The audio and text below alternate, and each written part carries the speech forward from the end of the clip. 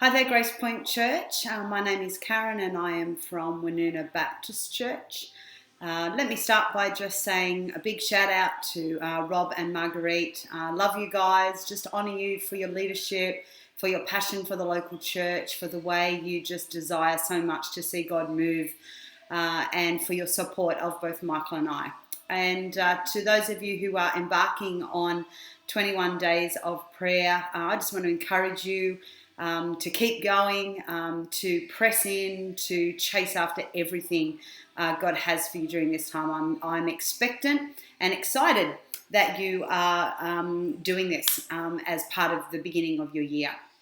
I just wanted to bring you a word today, something that I've been really challenged by in the latter part of 2020. And that is that often I think for me, and I hope I'm not alone, I'm sure I'm not, it's really easy for my faith to waver when I don't see God moving and I don't see God answering prayer. And I came across Matthew chapter 8 and was just reading it one day and was just amazed at the miracles that were in just that one short chapter. And I just want to bring you a word from that. So firstly, from Matthew 8, verse 3, it says, Jesus reached out his hand and touched the leper and said, "Of course I want to heal you. Be healed." And instantly, all of the signs of leprosy disappeared. Then in verse 14, then Jesus went into Peter's home and found Peter's mother-in-law bedridden, severely ill with a fever. The moment Jesus touched her hand, she was healed. Then just 2 verses later, that evening the people brought to him many who were demonized. And by Jesus only speaking a word of healing over them, they were totally set free from their torment, and everyone who was sick received their healing. And then in verse 26 of the same chapter, then he, Jesus, stood up, rebuked the storm and said, "Be still." And instantly it became perfectly calm. And what I'm the most challenged by is the number of times it uses the word instantly. It took just one touch or one word from Jesus, and the authority that comes with his touch and his authority changed people's circumstances in an instant. And I guess for me, I just become really easily discouraged when I pray for things and pray for things and pray for things and don't see the move of God. You know, pray for healing, pray for peace, pray for the eradication of COVID, whatever it is.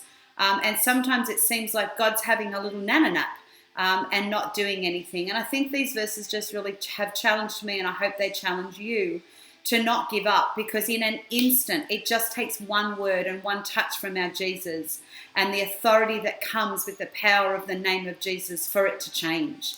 And so the big rock, I know you guys are looking at the theme of big rocks during this time.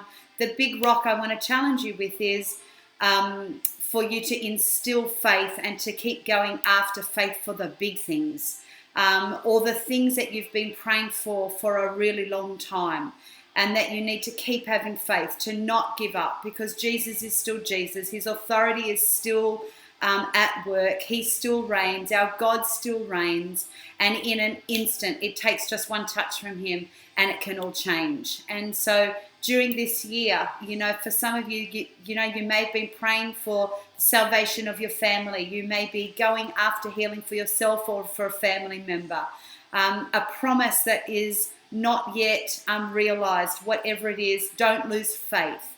Put that big rock in and keep going after it. Keep chasing after it. Keep praying for it. Keep believing for it, and believe that in one instant and with one word, it can change. We've seen that happen in the lives of our children. For 8 years, we prayed for healing for our youngest son, who was terribly, terribly, terribly sick.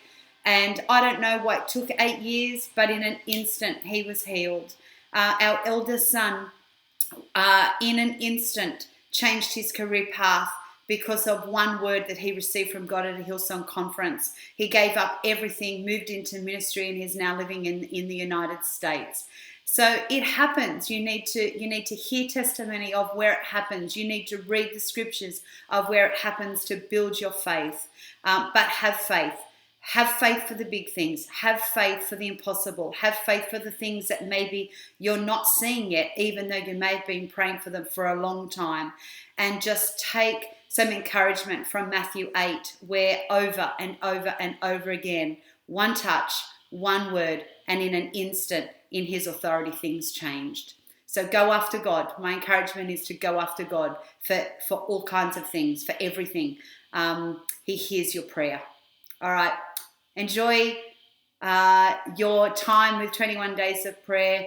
God bless you. God bless your effort. I honor you for your effort, and may God move powerfully in your life.